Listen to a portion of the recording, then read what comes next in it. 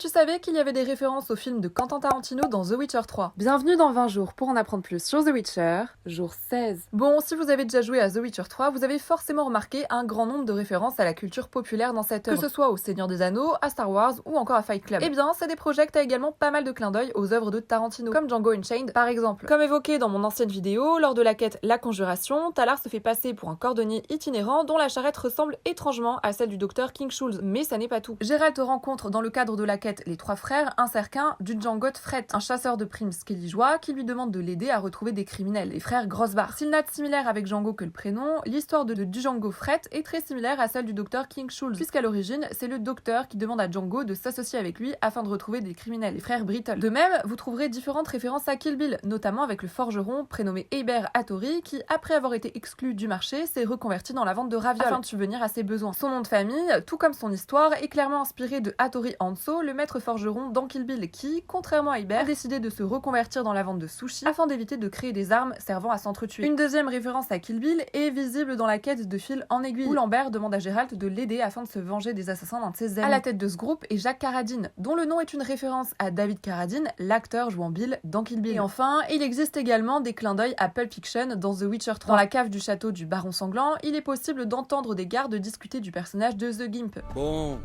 ramène la crampe.